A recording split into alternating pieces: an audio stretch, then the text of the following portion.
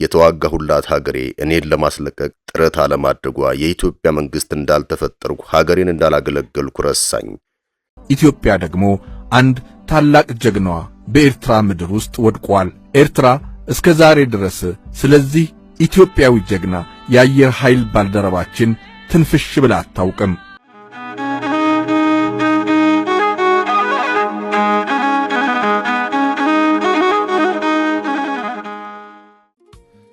ኮሎኔል በዛብህ ጴጥሮስ የሁለት ጊዜ ሰማዕት። የሴራው ሚስጥር። ጸሐፊው ቤካ ኤሲሳ ሼጤታ። የኮሎኔል በዛብህ ጴጥሮስ ታሪክ እንደ ሀገር ኢትዮጵያን የምንላትን በአካል ሳይሆን በልባችን ያለችውን የእናት ሀገራችንን አሳዛኝ ሞት በትንሹ የሚያሳይ አሳዛኝ ሀገር ታሪክ ይመስለኛል።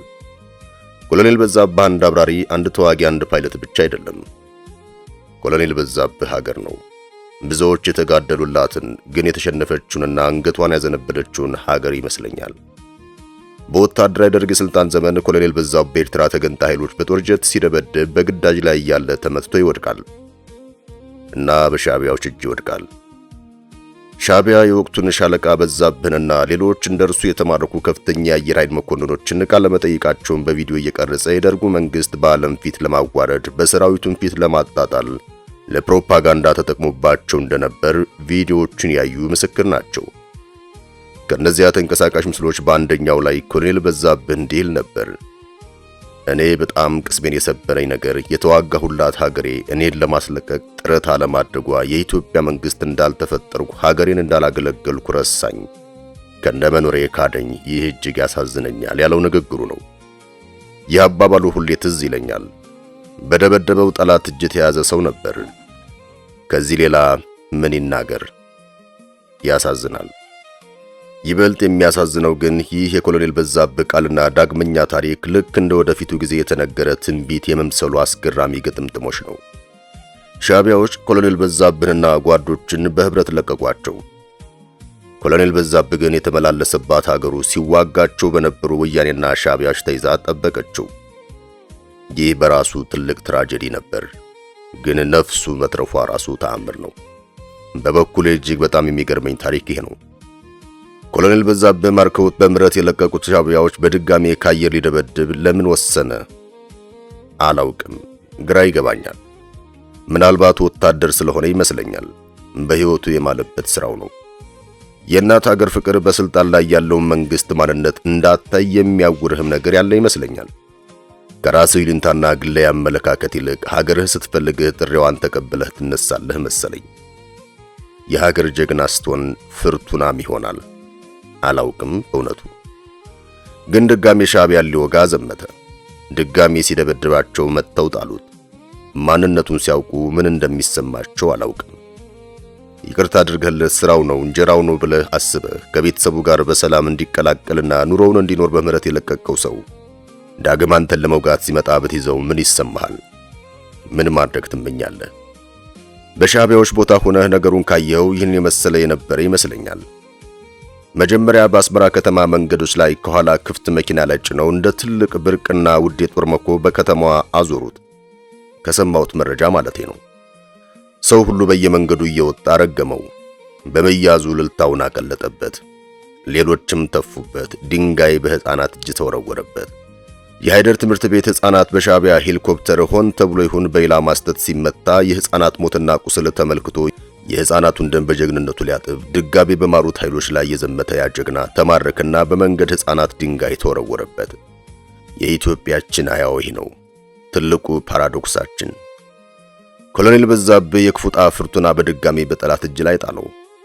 አዝናለሁ። አንዳንዴ በሰዎች እድል፣ አንዳንዴ ፍርቱና ክፉ ነች። ካርማ ዙሮ ይጥላሃል። ኮሎኔሉ የዚች ሀገሩ ነገር የሚበጠስለት አልሆነም። ይቺ ሀገርማ ደጋግማ ጣለችው። ልብ የሚነካ ነው። በኮሎኔል በዛብህ ውስጥ ሁላችንም አለን። እሱ ሀገራችንን ይወክላል።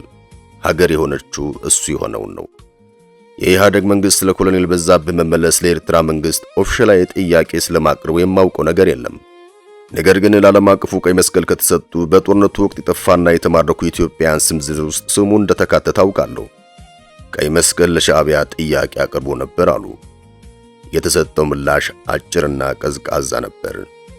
ስሙ የተጠቀሰው ኮሎኔል በእጃችን የለም የሚል። ከዚያ በኋላ ቤተሰቦቹ ብዙ ጮኸዋል።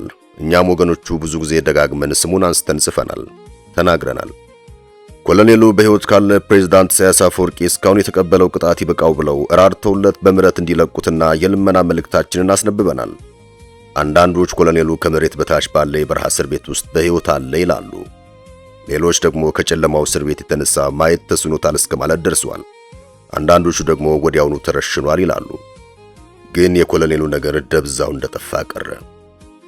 በግሌ ከኮሎኔሉ ደብዛ መጥፋት በኋላ አንድ ሁሌም ባስታወስኩ ቁጥር እጅግ የሚያዝንበት አጋጣሚ ምንድነው ብባል የኮሎኔል በዛብህ ወንድም የሆኑት ፕሮፌሰር በየነ ጴጥሮስ ከኮሎኔሉ ባለቤትና ልጆች ጋር አደባባይ ወጥተው ለጋዜጠኞች ይፋዊ መግለጫ የሰጡበት በአሜሪካ ድምፅ ራዲዮ የተጠየቀ ይመስለኛል።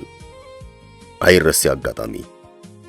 ፕሮፌሰሩን ወደ ሚዲያ እንዲወጡ ያስገደዳቸው ጉዳይ ምን ነበር? የበዛብህም ቤተሰቦች የወያኔ ኢህአዴግ መንግስት ከቤታቸው አስወጥቶ ሊጠላቸው በአስቸኳይ ቤታቸውን ለቀው እንዲወጡ ማስጠንቀቂያ ሲሰጣቸው ነበር። ልብ ይሰብራል። የኛ የተሸነፈች ሀገር ጀግና እንዲህ ነው። ለዚች ሀገር ሕይወታቸውን የሰጡላትና የሚሰጡላት ክብር የላቸውም፣ ጥቅም የላቸውም፣ ስም የላቸውም፣ ሀብት ንብረት የላቸውም። እንደ በሬት ታርሶባቸው የሚረሱ የግዴታ ቀንበር ብቻ የተጣለባቸው ሀገራቸው ውለታቸውን የማትቆርጥላቸው አሳዛኝ ሰዎች ናቸው። ለዚች ሀገር ጀግኖች አዝናለሁ። የበላይ ዘለቀ የምሬት እርግማን ይመጣብኛል። አንቺ ኢትዮጵያ ወጣት አያፍራብሽ ብሎ ይሆን አላውቅም። ቢልም አይፈረድበትም። የተሸነፈች የተማረከች ጥርስ የገባች ቀብድ የበላች ሀገር ጀግና ፍጻሜው መራር ነው። በዚህም አዝናለሁ። ከዚህ በታች ያጋራሁትን የጸሐፊውን የቤካን ጽሑፍ ያጋራሁት ይህንን ሁሉ የራሴን ሐሳብ እያውጠነጠንኩ ነው። ከዚህ በታች የቀረበው ሁሉ የኔ የአቅራቢው ጽሑፍ አይደለም፣ የጸሐፊው ነው። እውነቱን አንብቦ መፈተሽ የአንባቢው ሥራ ይመስለኛል። ስለ መሰጠኝ አጋርቼዋለሁ።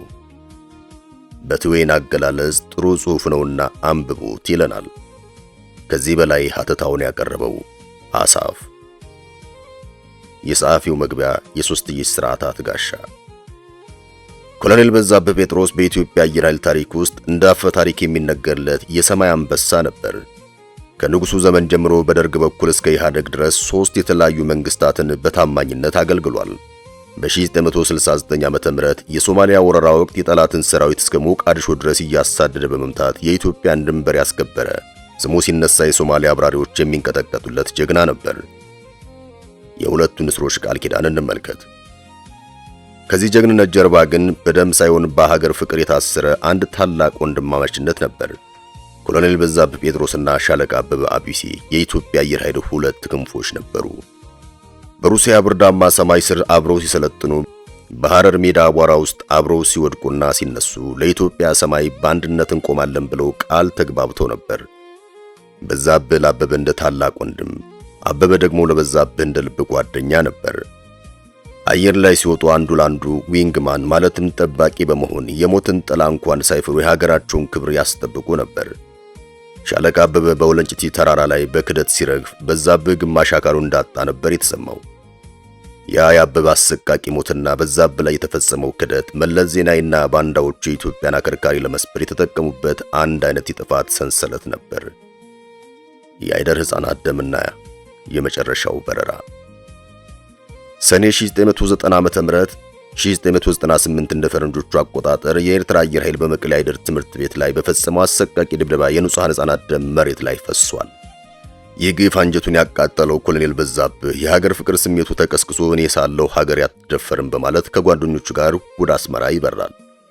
የታለመ ወታደራዊ ኢላማዎችን በድል መጥቶ ሲመለስ ግን አውሮፕላኑ አስመራ አቅራቢያ ተመታ። ጀግናው በዛብህ ለሁለተኛ ጊዜ በጠላት እጅ ወደቀ። ወደ አስከፊው የሳህል እስር ቤት ተወሰደ። ለምን መለስ ዜናዊና የህወሓት ጄኔራሎች እንዲመለስ አልፈለጉም? ይህ የታሪኩ እጅግ አሰቃቂና ሚስጥራዊ ክፍል ነው። መለስ ዜናዊና በወቅቱ በአየር ኃይል ውስጥ የነበሩ የህወሓት ማለትም ተጋሩ አመራሮች በዛብህ እንዲመለስ ያልፈለጉባቸው ስልታዊ ምክንያቶች የሚከተሉት ናቸው። አንደኛው የነፍጠኛ ምልክት ተደርጎ መታየቱ ነው። በዛብህ ጴጥሮስ ለ3 ስርዓት የተሰራ ኢትዮጵያዊነት የሚለው መንፈስ በደሙ ውስጥ ያለ ጀግና ነበር። መለስ ዜናዊ ደግሞ የድሮውን ጀግና አጥፍቶ የራሱን የጎሳ አብራሪዎች ጀግኖች መፍጠር ይፈልግ ነበር። በዛብህ ወደ አየር ኃይሉ ከተመለሰ ህዝቡ የሚሰጠው ክብር ለመለስ ስልጣን ስጋት ነው። ሁለተኛው የፕሮፌሰር በየነ ጴጥሮስ ወንድም መሆኑ ነው። በዛብህ የታዋቂው የተቃዋሚ መሪ ፕሮፌሰር በየነ ጴጥሮስ ወንድም ነው። መለስ በዛብህን አስመጥቶ ለፕሮፌሰር በየነ ቤተሰብ ትልቅ ክብርና ሞራል መስጠት አይፈልግም። ጀግናውን በመተው ተቃዋሚዎችን በስነ ልቦና ለመስበር ሞክሯል። በዚሁ አጋጣሚ ነፍሱን በአጸደ ገነት ያኑር ፕሮፌሰር በየነ ጴጥሮስን ለቤተሰቡ መጽናናት እንመኛለን። ወደ ሶስተኛው ሚስጥር እንለፍ። ሶስተኛው የጀነራሎቹ ቅናትና ፍርሃት ነው። በወቅቱ የነበሩ አዳዲሶቹ ጀነራሎች በእውቀት፣ በትምህርት፣ በቴክኒክ ሆነ በጀግንነት ከበዛብህ እግር ስር የሚደርሱ አልነበሩም። በዛብህ የሚመለስ የአየር ኃይሉ እውነተኛ መሪ እሱን እንደሚሆን ስላወቁ ሚስጥሩን ደብቀው ጠፍቷል አለያም ሞቷል በሚል ወሬ እንዲድበሰበስ አደረጉ። የዝምታው ሴራና የጀግናው መረሳትም ይከተላል። ጀነራሎቹና ወታደራዊ መሪዎቹ በዛብህ በኢትዮጵያ እስር ቤት በሕይወት እንዳለ እያወቁ የኤርትራን ምርኮኞች በሺዎች የሚቆጠሩ ሲመልሱ፣ በዛብህ ግን አንድም ቀን በስም ጠርተው እንዲመለስ አልጠየቁም።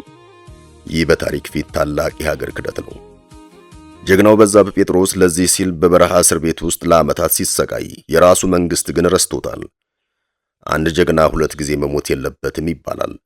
በዛብህ ግን አንዴ በጠላት እጅ፣ ሁለቴ ደግሞ በገዛ ሀገሩ መሪዎች ክደት ተሰቃይቶ እንዲሞት ተፈርዶበታል። ማጠቃለያ፣ የዘላለም ቁስል። ዛሬም ድረስ የኮሎኔል በዛብህ ጴጥሮስ ጣፋንታ በውል አይታወቅም። በኢትዮጵያ እውነቱ ፍንትው ብሎ ይታያል። እሱ የተሸጠ ጀግና ነው። ደሞ የፈሰሰው ላይደር ሕፃናት ቢሆንም ውለታው ግን በቤተ መንግስት ባንዳዎች ተረስቷል። ይህ ሚስጥር ሲወጣና ሲነበብ ልብ ይሰብራል፣ ዓይን ያስለቅሳል። ነገር ግን እውነት ከመቃብር በላይ ትኖራለች። ኮሎኔል በዛብህና ሻለቃ አበበ በኢትዮጵያ ሰማይ ላይ የጻፉት ጀግንነት ታሪክ መለስ ዜናዊና ጀነራሎቹ ከቀበሩት ክደት በላይ ደምቆ ይኖራል። እውነት ነፃ ያወጣቸዋል። የጀግናው በዛብህ ጴጥሮስ ስም ለዘላለም በኢትዮጵያ ይኖራል።